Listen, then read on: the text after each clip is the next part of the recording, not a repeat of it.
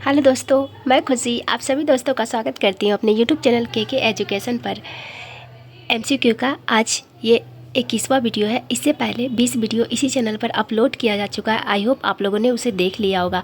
और जैसा कि मैं अक्सर आप लोगों से बोला करती हूँ कि प्लीज़ आप लोग पढ़ाई में थोड़ी भी लापरवाही नहीं कीजिएगा, रिवीजन कंटिन्यू रखिएगा और प्रीवियस का क्वेश्चन लगाना प्रारंभ कर दीजिएगा अगर नहीं लगा रहे होंगे तो। हालांकि अक्सर मैं आप लोगों से कहती हूँ कि प्रीवियस का क्वेश्चन ज़रूर लगाइएगा, चाहे वो किसी भी एग्ज़ाम का हो।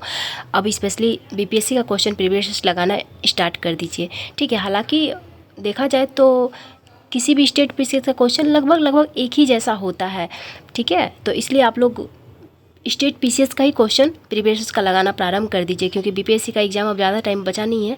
मुश्किल से 2 मंथ बचा हुआ है। अगस्त के लास्ट वीक या सितंबर के फर्स्ट वीक में ज़रूर होगा एग्ज़ाम, ठीक है। और इस वीडियो को स्पेशली मैं बीपीएससी को टारगेट करके लाई हूँ, ठीक है। और क्वेश्चन भी उसी पैटर्न पर शेड किया जाता है, तो आप लोगों को ये वीडियो बहुत लाभ पहुंचाएगा। इसलिए आप लोग कंटिन्यू रखिएगा सीरीज़ को। और प्लस जो मैं एनालाइज करती हूँ क्वेश्चन का, उसका नोट डाउन करके एक नोट्स ज़रूर बना लीजिएगा। आप लोगों को बहुत हेल्प मिलेगी इससे, ठीक है। तो आइए देर ना करते हुए आज का पहला क्वेश्चन देखते हैं। आज का पहला क्वेश्चन क्या कह रहा है कि बिहार में प्रथम कांग्रेस मंत्रिमंडल का गठन कब हुआ था। यहाँ कांग्रेस छूट गया है, ठीक है। प्रथम कांग्रेस मंत्रिमंडल का गठन कब हुआ था, ठीक है। ये क्वेश्चन पूछना चाह रहा है कि बिहार में प्रथम कांग्रेस मंत्रिमंडल का गठन कब हुआ था। कब हुआ था? क्या 13 जनवरी 1913 या 20 जनवरी 1913 या 20 जुलाई 1937 या 31 अक्टूबर 1939। तो आप लोगों को पता ही होगा कि प्रथम चुनाव जो है वो 1937 में हुआ था। तो उसी के तहत बिहार में मंत्रिमंडल का गठन हुआ था। और बिहार में प्रथम कांग्रेस मंत्रिमंडल का गठन जो है वो हुआ था 20 जुलाई 1937 को। कब हुआ था? 20 जुलाई 1937 को। और इसके तहत बिहार के मुख्यमंत्री, उस समय मुख्यमंत्री को प्रधानमंत्री कहा जाता था, ठीक है। उस समय मुख्यमंत्री को क्या कहा जाता था? प्रधानमंत्री। यानी कि बिहार के प्रथम कांग्रेसी मुख्यमंत्री कौन थे? तो श्री कृष्ण सिंह थे। कौन थे? श्री कृष्ण सिंह थे, ठीक है। हालांकि जब चुनाव हुआ था उस समय श्री कृष्ण सिंह को निमंत्रण दिया गया था कि आप आइए बिहार में सरकार बनाइए, लेकिन हुआ क्या था कि श्री कृष्ण सिंह सरकार बनाने से इनकार कर दिए थे। क्यों इनकार कर दिए थे? क्योंकि उस समय तत्कालिक राज्यपाल कौन थे? एमजी हैलेट थे। कौन थे? MG Hallett. और उनका कहना था कि आप जो भी कार्य करोगे, मतलब मुख्यमंत्री बनने के बाद, वो मेरे अंतर्गत रह के करोगे। मुख्यमंत्री का कहना था कि नहीं, हमको कुछ स्वतंत्र कार्य भी करने का अधिकार है, मिलना चाहिए, हम आप ही के इशारे पे क्यों काम करेंगे। इसी से नाराज़ होकर दोनों के बीच विवाद हुआ और श्री कृष्ण सिंह जो है सरकार बनाने से इनकार कर दिए। इसीलिए क्या हुआ, उस समय प्रथम बार मुख्यमंत्री मोहम्मद यूनुस बने थे। कौन बने थे? मोहम्मद यूनुस। और मोहम्मद यूनुस जो है वो मुस्लिम स्वतंत्र पार्टी के प्रतीक के रूप में चुना गया था, ठीक है। क्योंकि प्रथम पार्टी जो था, सबसे ज़्यादा जिसको जीत हासिल हुआ था, सबसे ज़्यादा सीटों से जो जीत हासिल किया था वो कांग्रेस था। और दूसरे पार्टी के रूप में मुस्लिम स्वतंत्र पार्टी को सबसे ज़्यादा वोट मिला था, ठीक है। तो मोहम्मद यूनुस जो है वो मुस्लिम स्वतंत्र पार्टी के ही नेता थे। और दूसरी सबसे बड़ी पार्टी होने के नाते जब श्री कृष्ण सिंह सरकार बनाने से इनकार कर दिए तो एमजी हैलेट उन्हीं को निमंत्रण दिया और उन्हीं के द्वारा सरकार बनाया गया, मोहम्मद यूनुस के द्वारा, ठीक है। उनकी सरकार जो है अप्रैल से जुलाई तक चला।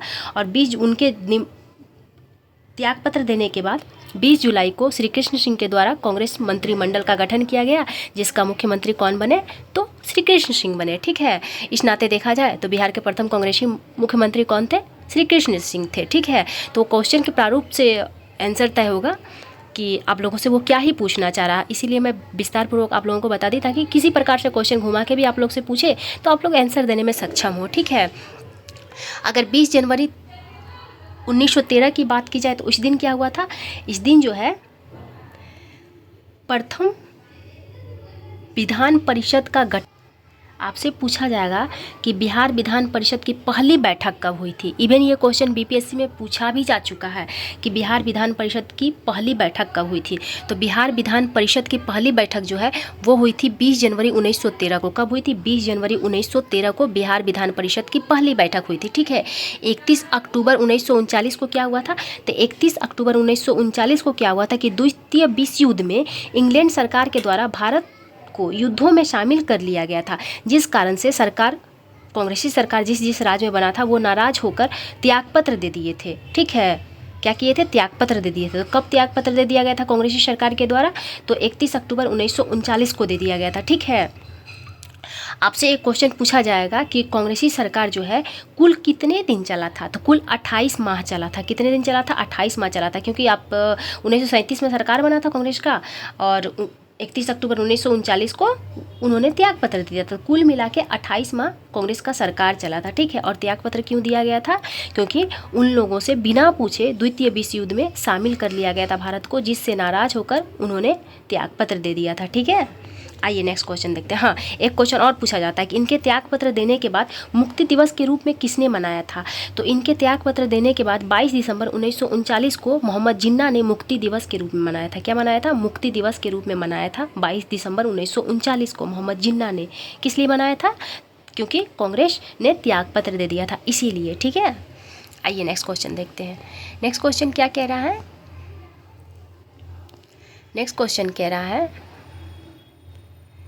पटना उच्च न्यायालय के प्रथम भारतीय मुख्य न्यायाधीश कौन थे? क्या पूछ रहा है? प्रथम भारतीय मुख्य न्यायाधीश कौन थे? तो पहले तो आप ये जान लीजिए कि पटना उच्च न्यायालय की स्थापना कब हुई थी। तो पटना उच्च न्यायालय की स्थापना जो है 3 फरवरी 1916 को हुई थी। कब हुई थी? 3 फरवरी 1916 को पटना उच्च न्यायालय की स्थापना हुई थी। और प्रथम भारतीय मुख्य न्यायाधीश कौन थे? तो प्रथम भारतीय मुख्य न्यायाधीश जो है वो थे सर सैयद फैजल अली। कौन थे? सर सैयद फैजल अली जो थे वो प्रथम भारतीय मुख्य न्यायाधीश थे, ठीक है, पटना उच्च न्यायालय के। तो प्रथम मुख्य न्यायाधीश कौन थे? अगर प्रथम भारतीय मुख्य न्यायाधीश सर सैयद फैजल अली थे तो प्रथम मुख्य न्यायाधीश भी कोई रहा होगा। जी बिल्कुल, एडवर्ड चामियार जो थे, एडवर्ड चामियार वो पटना उच्च न्यायालय के प्रथम मुख्य न्यायाधीश थे। लेकिन अगर आपसे पूछ लिया जाए प्रथम भारतीय मुख्य न्यायाधीश कौन था, तो सर सैयद फैजल अली प्रथम भारतीय मुख्य न्यायाधीश था, ठीक है। अगर अब्दुल गफ्फार की बात की जाए तो ये बिहार के प्रथम मुस्लिम मुख्यमंत्री हैं। कौन है? प्रथम मुस्लिम मुख्यमंत्री बिहार के अब्दुल गफ्फार हैं, ठीक है। अब्दुल गफ्फार बिहार के प्रथम मुस्लिम मुख्यमंत्री थे। अगर सतीश प्रसाद सिंह की बात की जाए तो इनकी क्या खासियत थी? इनकी खासियत थी कि बिहार के मुख्यमंत्री के पद के रूप में, मुख्यमंत्री के रूप में सबसे कम कार्यकाल तक पद पर रहने वाले कौन थे? तो सबसे कम कार्यकाल तक पद पर रहने वाले सतीश प्रसाद सिंह थे। मात्र 5 दिनों के लिए प्रधान मुख्यमंत्री बने थे। कितने दिनों के लिए? मात्र 5 दिनों के लिए। तो सबसे कम कार्यकाल के लिए मुख्यमंत्री बनने वाले बिहार के कौन से व्यक्ति थे? सतीश प्रसाद सिंह थे। कौन थे? सतीश प्रसाद सिंह, ठीक है। आइए नेक्स्ट क्वेश्चन देखते हैं। नेक्स्ट क्वेश्चन क्या कह रहा है? भारत के तीसरे व्यक्तिगत सत्याग्रही कौन थे? तो भारत के तीसरे व्यक्तिगत सत्याग्रही, पहले तो आप ये जान लीजिए कि सत्याग्रह जो है, व्यक्तिगत सत्याग्रह प्रारंभ कब हुआ था? व्यक्तिगत सत्याग्रह जो है 17 अक्टूबर 1940 को प्रारंभ हुआ था। कब हुआ था? 17 अक्टूबर 1940 को। किसके द्वारा प्रारंभ किया गया था? महात्मा गांधी के द्वारा प्रारंभ किया गया था। और कहाँ से प्रारंभ किया गया था? तो ये महाराष्ट्र के पवनार आश्रम से। कहाँ से? महाराष्ट्र के पवनार आश्रम से व्यक्तिगत सत्याग्रह प्रारंभ किया गया था महात्मा गांधी के द्वारा।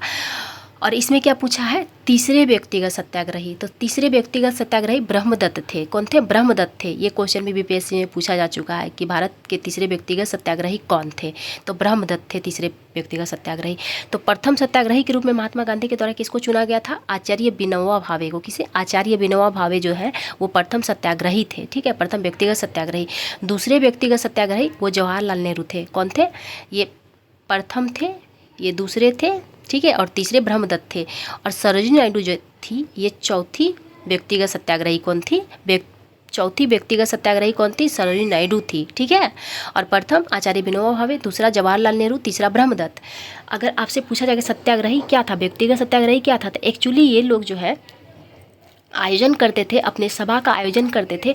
और सभा का आयोजन जिस स्थान पर करते थे इसका इन्फॉर्मेशन सभा के आयोजन से पहले ही ब्रिटिश को दे दिया जाता था कि हम इस स्थान पर सभा का आयोजन करेंगे, आपको अरेस्ट करना है तो आकर अरेस्ट कर लीजिए। इसी को कहा जाता है व्यक्तिगत सत्याग्रही, ठीक है। आइए नेक्स्ट क्वेश्चन देखते हैं। नेक्स्ट क्वेश्चन क्या कह रहा है हमारा?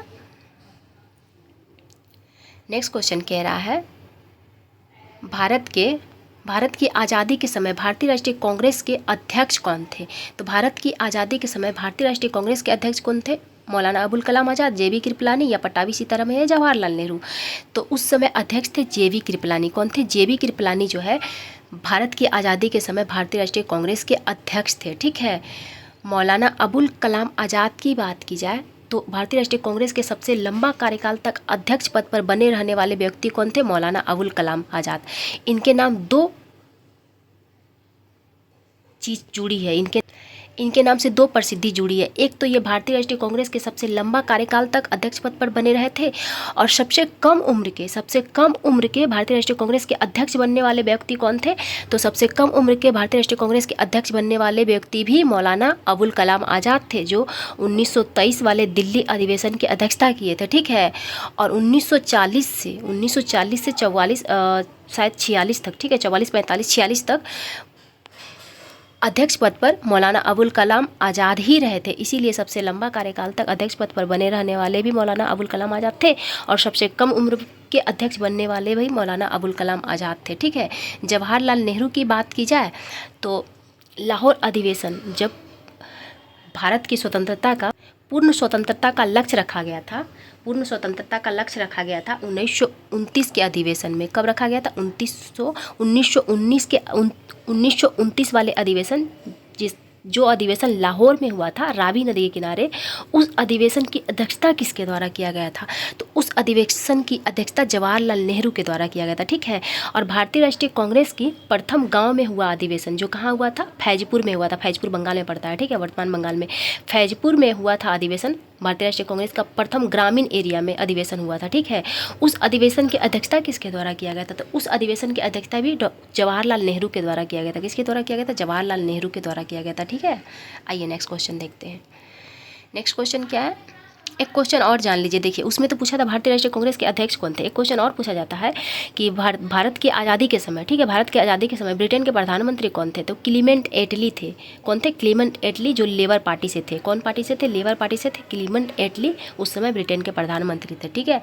निम्न क्वेश्चन क्या है? दूसरा क्वेश्चन, निम्नलिखित में से बंदी जीवन किसके द्वारा लिखी गई पुस्तक है? तो बंदी जीवन जो है वो सचिंद्रनाथ सन्याल के द्वारा लिखा गया था। किसके द्वारा लिखा गया था? सचिंद्रनाथ सन्याल के द्वारा बंदी जीवन नामक पुस्तक लिखी गई थी। सुरेंद्रनाथ बनर्जी की बात की जाए तो a nation in the making किसने लिखा है? तो a nation in the making लिखा गया है सुरेंद्रनाथ बनर्जी के द्वारा। किसके द्वारा लिखा गया? सुरेंद्रनाथ बनर्जी के द्वारा a nation in the making लिखा गया था, ठीक है, जो इनकी आत्मकथा है। अगर सी.आर. दास की बात की जाए तो इंडिया फॉर इंडियन पुस्तक जो है किसके द्वारा लिखा गया था? तो इंडिया फॉर इंडियंस नामक पुस्तक जो है वो लिखा गया था सी.आर. दास के द्वारा। किसके द्वारा लिखा गया था? सी.आर. दास के द्वारा इंडिया फॉर इंडियंस नामक पुस्तक लिखा गया था। ये क्वेश्चन भी बीपीएससी एग्जाम में पूछा जा चुका है, ठीक है। ऑप्शन डी छूट गया इसमें। चलिए ऑप्शन डी अभी जोड़ लेते हैं। Option D, discovery of India नामक पुस्तक किसने लिखा था? तो डिस्कवरी ऑफ इंडिया नामक पुस्तक जो है जवाहरलाल नेहरू के द्वारा लिखा गया था। किसके द्वारा लिखा गया था? Discovery of India Jawaharlal Nehru के द्वारा, ठीक है। आइए नेक्स्ट क्वेश्चन देखते हैं। नेक्स्ट क्वेश्चन क्या कह रहा है? विटामिन ए का रासायनिक नाम क्या है? तो विटामिन ए का रासायनिक नाम क्या है? विटामिन ए का रासायनिक नाम रेटिनॉल है। क्या है? रेटिनॉल। थायमिन किसका रासायनिक नाम है? थायमिन जो है विटामिन B1 का रासायनिक नाम है। किसका? विटामिन B1 का। फॉलिक एसिड विटामिन B9 का रासायनिक नाम है, ठीक है। पायरिडॉक्सिन जो है ये विटामिन B6 का नाम है। किसका नाम है? पायरिडॉक्सिन विटामिन B6 का नाम है। एक क्वेश्चन पूछा जाता है कि रात में देखा हुआ स्वप्न सुबह याद रहती है किस विटामिन से? किस विटामिन से रात में देखा हुआ स्वप्न याद रहता है? तो विटामिन B6 से। एक क्वेश्चन पूछा जाता है कि किस विटामिन की कमी से रात में देखा गया स्वप्न हमें याद नहीं रहता है? तो विटामिन B6 की कमी से रात में देखा गया सपना सुबह याद नहीं रहता है। और रात में देखा गया सपना याद रहता है सुबह किस विटामिन की मौजूदगी से? विटामिन B6 के मौजूदगी से। यानी कि ये कहना चाह रहा है कि याददाश्त क्षमता बढ़ाता है विटामिन B6, ठीक है। आइए नेक्स्ट क्वेश्चन देखते हैं। नेक्स्ट क्वेश्चन हमारा क्या कह रहा है? विटामिन डी की कमी से बच्चों में कौन सी बीमारी होती है? तो विटामिन डी की कमी से बच्चों में कौन सी बीमारी होती है? ऑस्टियोमलेशिया, रिकेट्स, बेरीबेरी या जीरोप्थेल्मिया। तो बच्चों में रिकेट्स बीमारी होती है। कौन सी? रिकेट्स। जबकि वयस्कों में विटामिन डी की कमी से ऑस्टियोमलेशिया बीमारी होती है। कौन सी बीमारी होती है वयस्कों में विटामिन डी की कमी से? तो ऑस्टियोमलेशिया। क्या होता है इसमें? हड्डी बहुत कमज़ोर हो जाता है, मुलायम हो जाता है, ठीक है। और रिकेट्स में भी बच्चों के साथ वही होता है। बेरी की बात की जाए तो विटामिन B1 की कमी से। कौन सी? विटामिन B1 यानी कि थायमिन की कमी से। विटामिन B1 का रासायनिक नाम अभी जस्ट हम लोग पिछले क्वेश्चन में देखे कि विटामिन B1 का रासायनिक नाम थायमिन था, ठीक है। इसके कमी से बेरी नामक बीमारी हो जाता है। विटामिन ए की कमी से, विटामिन ए की कमी से जीरोथैलेमिया होता है। कौन सा जीरोथैलेमिया, किस विटामिन ए कमी से? विटामिन ए की कमी से। और विटामिन ए का रासायनिक नाम क्या है? रेटिनॉल, ठीक है। और विटामिन ए की कमी से ही रतौंधी भी बीमारी होती है। रतौंधी किस विटामिन की कमी से होता है? विटामिन ए की कमी से, ठीक है। स्कर्वी किस विटामिन की कमी से होता है? सी की कमी से, विटामिन सी की कमी से स्कर्वी नामक रोग हो जाता है, ठीक है, सूखा रोग जिसे कहा जाता है। आइए नेक्स्ट क्वेश्चन देखते हैं। नेक्स्ट क्वेश्चन क्या कह रहा है? आरबीसी की अधिकता से निम्नलिखित में से कौन सी बीमारी हो जाती है? आरबीसी की अधिकता से, तो आरबीसी की अधिकता से पॉलीसाइथेमिया हो जाता है। कौन सा? पॉलीसाइथेमिया नामक बीमारी। पॉलीसीथेमिया भी बोला जाता है, पॉलीसाइथेमिया भी बोला जाता है इस विटामिन को, ठीक, इस बीमारी को। यानी कि आरबीसी की अधिकता, जब ब्लड में आरबीसी अधिक हो जाएगा तो पॉलीसाइथेमिया नामक बीमारी हो जाता है, ठीक है। और आरबीसी की कमी से कौन सी बीमारी हो जाती है? तो जब आरबीसी की कमी होती है, आरबीसी की कमी से एनीमिया होता है। और आरबीसी की अधिकता से कौन सी बीमारी होती है? तो आरबीसी की अधिकता से पॉलीसाइथेमिया हो जाता है, जबकि आरबीसी की कमी से एनीमिया हो जाता है। ल्यूकेमिया की बात की जाए तो डब्ल्यूबीसी की अधिकता से कौन सा बीमारी हो जाता है? तो डब्ल्यूबीसी की अधिकता से ल्यूकेमिया नामक बीमारी हो जाता है, जिसे ब्लड कैंसर कहा जाता है, ठीक है। और डब्ल्यूबीसी की कमी से ल्यूकोसाइटोसिस हो जाता है। कौन सा? डब्ल्यूबीसी की कमी से हो जाता है कौन सा बीमारी? ल्यूकोसाइटोसिस डब्ल्यूबीसी की कमी से होता है, ठीक है। एक क्वेश्चन पूछा जाता है कि किसमें केंद्रक नहीं पाया जाता है? ब्लड के किस सेल में केंद्रक नहीं पाया जाता है? तो आरबीसी में केंद्रक नहीं पाया जाता है, ठीक है, जबकि डब्ल्यूबीसी में केंद्रक पाया जाता है, ठीक है। आइए नेक्स्ट क्वेश्चन देखते हैं। हाँ, आरबीसी का एक्सेप्शन है जिसमें केंद्रक पाया जाता है। ऊंट और लामा के ब्लड में जो है आरबीसी में केंद्रक पाया जाता है, जबकि कोई भी स्तनधारी के ब्लड में केंद्रक नहीं पाया जाता है। केवल लामा और ऊंट के ब्लड में आरबीसी में केंद्रक पाया जाता है, ठीक है। ब्लड में नहीं, केंद्रक आरबीसी में पाया जाता है, क्योंकि ब्लड के अंतर्गत आरबीसी, डब्ल्यूबीसी, प्लेटलेट्स तीनों आ जाता है, जबकि आरबीसी के ब्लड में केंद्रक नहीं पाया जाता है। डब्ल्यूबीसी में केंद्रक पाया जाता है, लेकिन लामा और ऊंट के आरबीसी में केंद्रक पाया जाता है। ओके, आइए नेक्स्ट क्वेश्चन देखते हैं। राज्य लोक सेवा आयोग के अध्यक्ष की नियुक्ति कौन करता है? यानी किसके द्वारा नियुक्त होते हैं राज्य लोक सेवा आयोग के अध्यक्ष? तो राज्य लोक सेवा आयोग के अध्यक्ष की नियुक्ति राज्यपाल करते हैं। कौन करते हैं? राज्यपाल। लेकिन यहाँ ध्यान देने योग्य बात है कि राज्य लोक सेवा आयोग की अध्यक्ष की नियुक्ति भले ही राज्यपाल कर देते हो, लेकिन हटाने का पावर राज्यपाल को नहीं है। क्या है? हटाने का पावर नहीं है। कौन हटा सकता है? तो राष्ट्रपति हटा सकते हैं। कौन हटा सकता है? राष्ट्रपति हटा सकते हैं, केवल राज्यपाल नहीं हटा सकते हैं, ठीक है।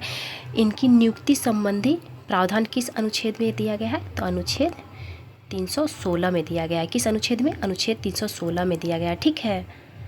आइए नेक्स्ट क्वेश्चन देखते हैं। नेक्स्ट क्वेश्चन क्या कह रहा है? भारत के संविधान के अनुच्छेद 352 के अधीन आपात की घोषणा केवल किसके दौरान हो सकती है? युद्ध, बाह्य आक्रमण या सशस्त्र विद्रोह? युद्ध, बाह्य आक्रमण या आंतरिक अशांति, राज्यों में संवैधानिक तंत्र की विफलता या देश में वित्तीय अस्थिरता? तो इसका आंसर हो जाएगा ऑप्शन नंबर ए। क्या हो जाएगा? Option number A.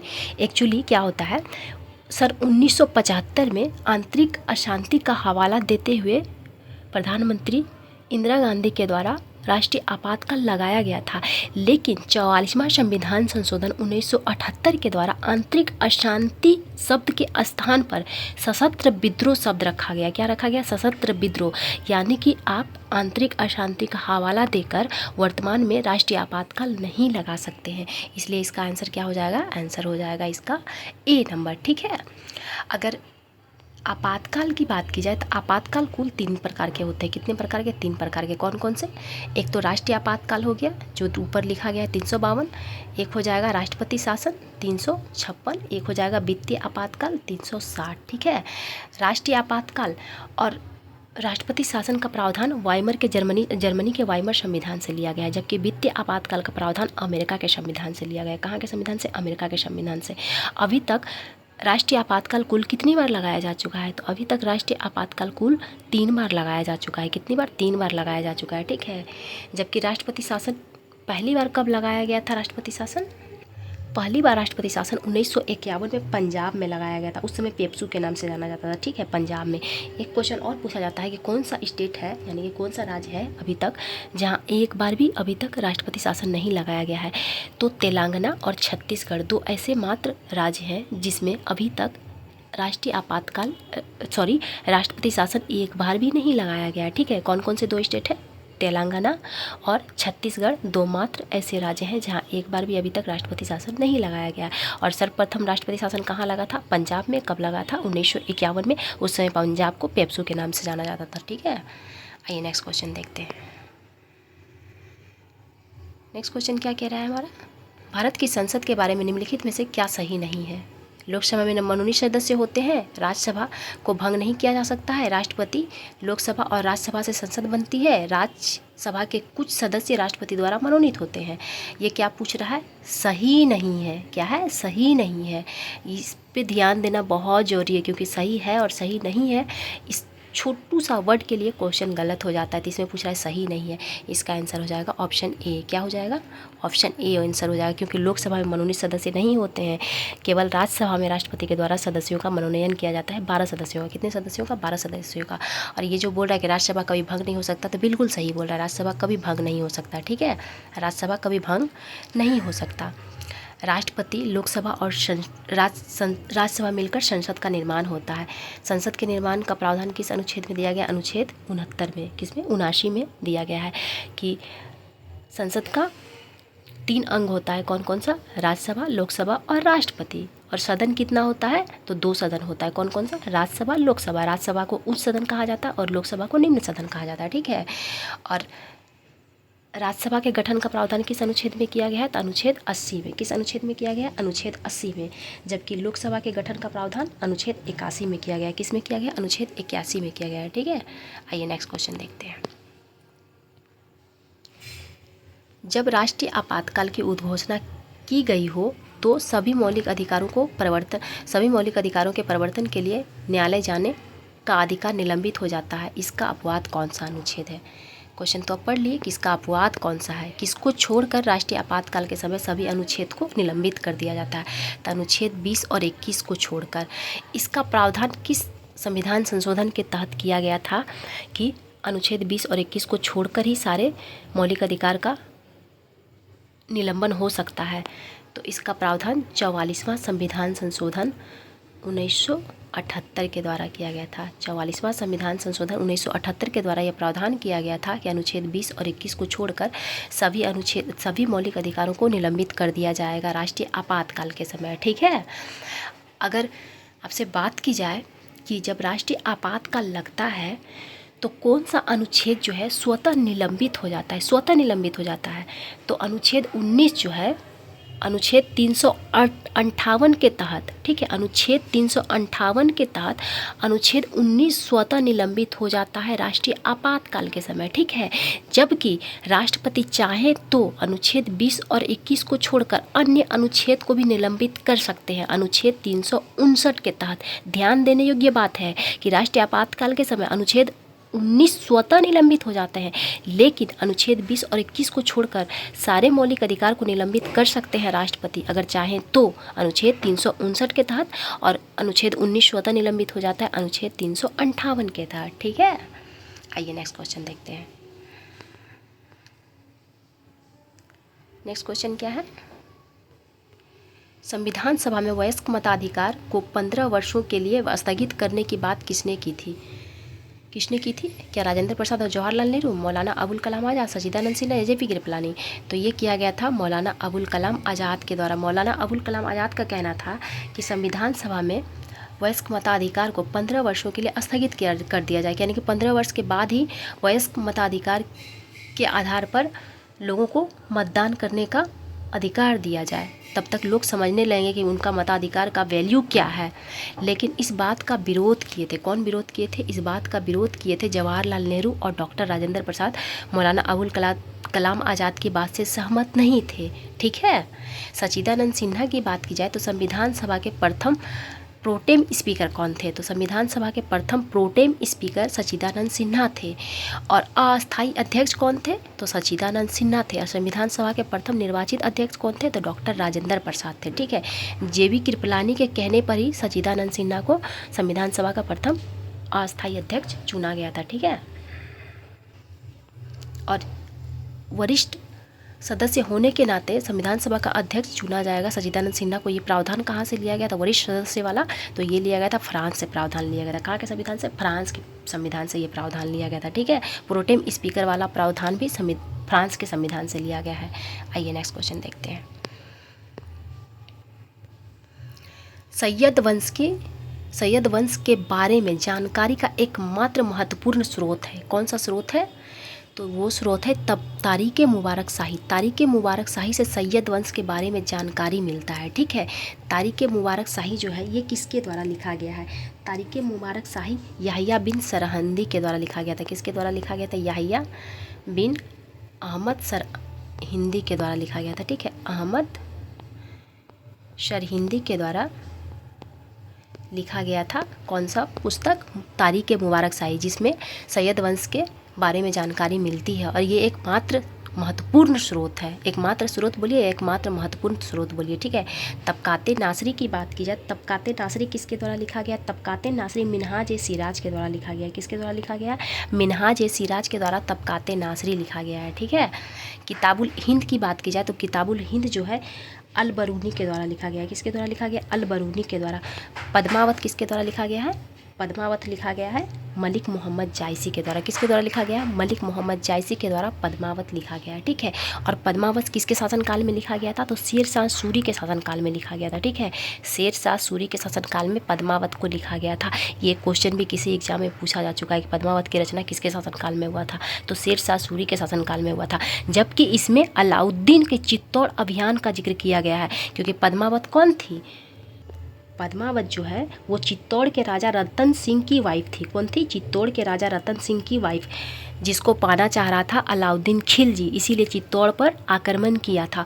और इसी की चर्चा किया गया है पद्मावत में। तो सोचिए कि अलाउद्दीन खिलजी के शासनकाल की ये बात है, और रचना हुई है कब? शेर शाह सूरी के शासनकाल में। ठीक है, और किसके द्वारा रचना किया गया है? तो मलिक मोहम्मद जायसी के द्वारा। किसके द्वारा? मलिक मोहम्मद जायसी के द्वारा। ठीक है, आइए नेक्स्ट क्वेश्चन देखते हैं। नेक्स्ट क्वेश्चन क्या कह रहा है? निम्नलिखित में से किस नदी को सालिग्रामी नदी के नाम से जाना जाता है? तो सालिग्रामी नदी के नाम से किसे जाना जाता है? सालिग्रामी नदी के नाम से गंडक को जाना जाता है। किसे जाना जाता है? गंडक को। गंडक को और अन्य किस किस नाम से जाना जाता है? तो गंडक को अन्य नाम से जाना जाता है, गंडक नदी को ही नारायणी के नाम से भी जाना जाता है। क्या जाना जाता है? नारायणी के नाम से भी जाना जाता है। इसके बाद सप्त गंडकी के नाम से किसे जाना जाता है?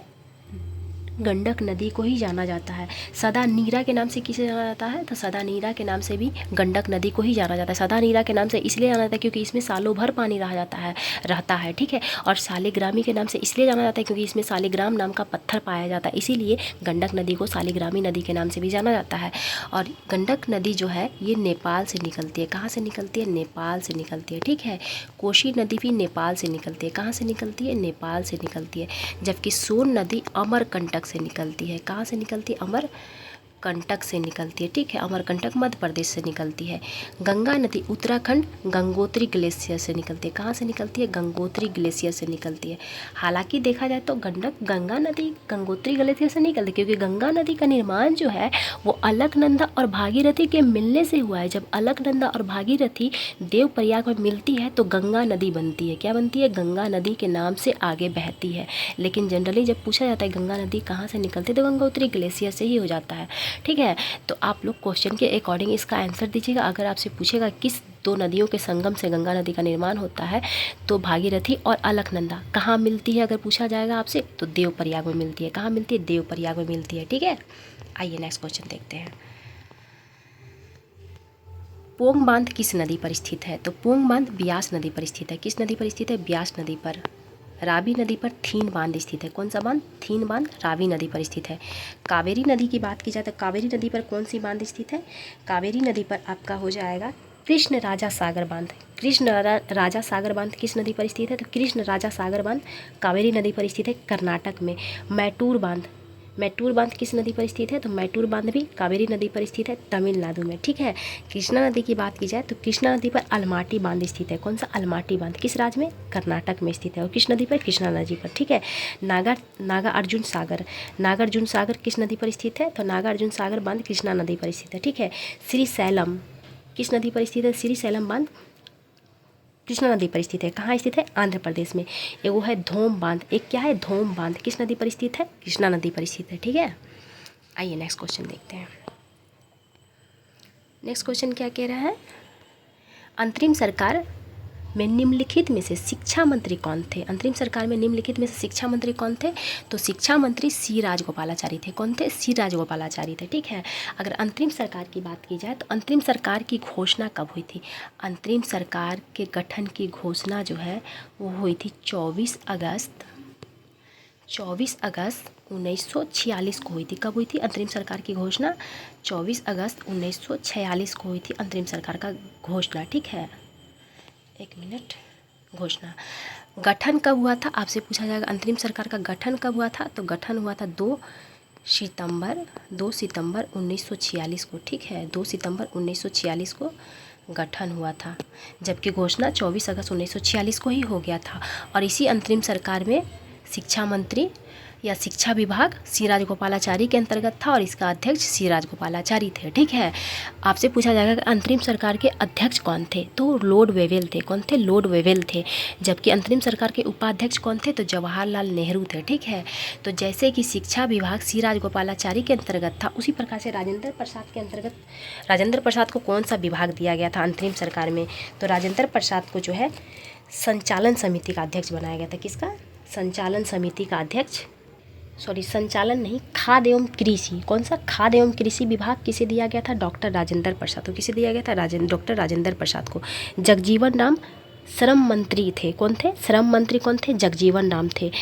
आसफ अली रेलवे मंत्री थे। कौन थे? रेलवे मंत्री थे। एक क्वेश्चन पूछा था जोन मथाई उद्योग तथा आपूर्ति मंत्री थे, ठीक है। कुल अगर मंत्री पूछेगा तो 14 मंत्री थे। कितने थे? 14 मंत्री थे अंतरिम सरकार में। मैं एक एक करके बता दे रही हूँ, आप लोग लिख लीजिएगा। वल्लभ भाई पटेल के अंतर्गत गृह सूचना तथा प्रसारण था। कौन सा? गृह सूचना तथा प्रसारण था।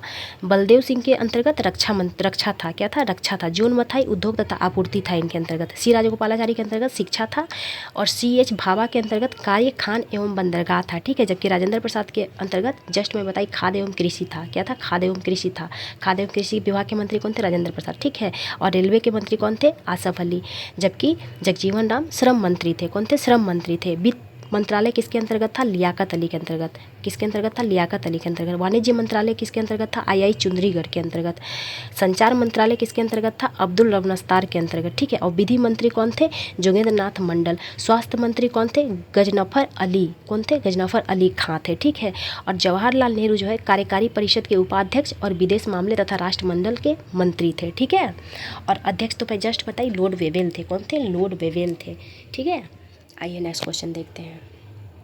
ये जगजीवन राम वाला क्वेश्चन और डॉक्टर राजेंद्र प्रसाद वाला क्वेश्चन, सी राजगोपालाचारी वाला क्वेश्चन, ये सारे पूछा जा चुका है BPSC में, ठीक है। आपसे पूछेगा कि स्वतंत्र भारत का प्रथम शिक्षा मंत्री कौन थे? तो जैसे कि अंतरिम सरकार के शिक्षा मंत्री सी राजगोपालाचारी थे, उसी तरीके से स्वतंत्र भारत के प्रथम मंत्रिमंडल जब बना था तो उसमें शिक्षा मंत्री कौन थे? शिक्षा मंत्री थे मौलाना अबुल कलाम आज़ाद। तो आपसे पूछा जाएगा स्वतंत्र भारत के प्रथम शिक्षा मंत्री कौन थे? तो मौलाना अबुल कलाम आज़ाद थे, ठीक है। आइए नेक्स्ट क्वेश्चन देखते हैं। नेक्स्ट क्वेश्चन क्या है? भारतीय राष्ट्रीय कांग्रेस के दूसरे मुस्लिम अध्यक्ष कौन थे? तो भारतीय राष्ट्रीय कांग्रेस के दूसरे मुस्लिम अध्यक्ष थे मोहम्मद रहमतुल्लाह सयानी। ये कब बने थे? 1896 वाले अधिवेशन की अध्यक्षता किए थे।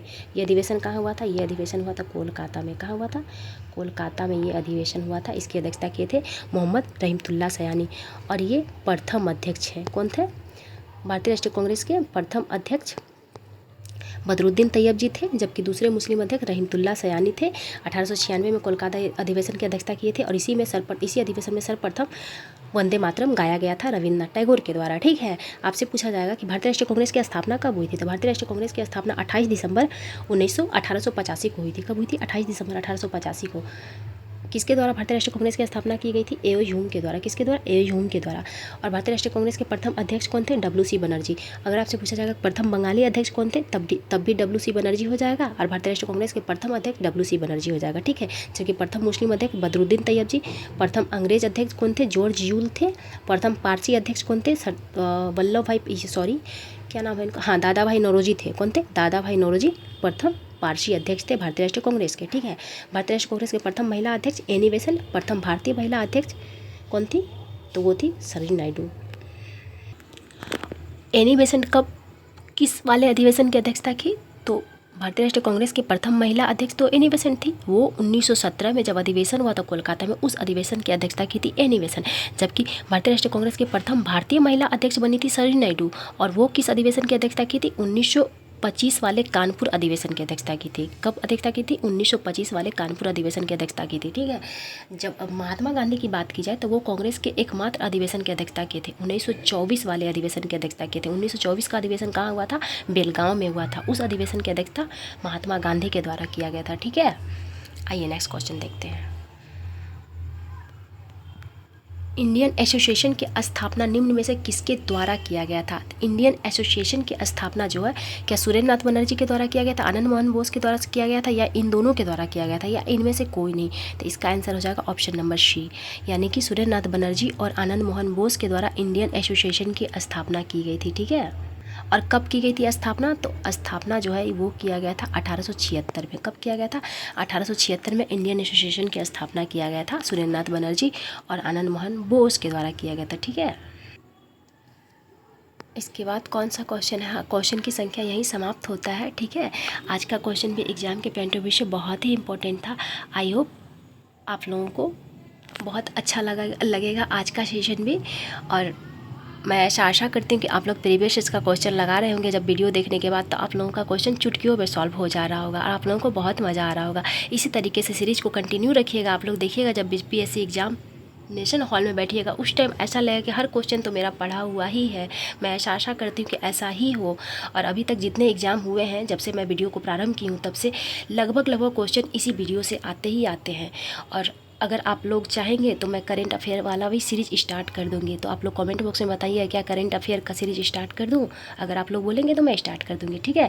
तो मिलते हैं अगले वीडियो में। Thank you so much.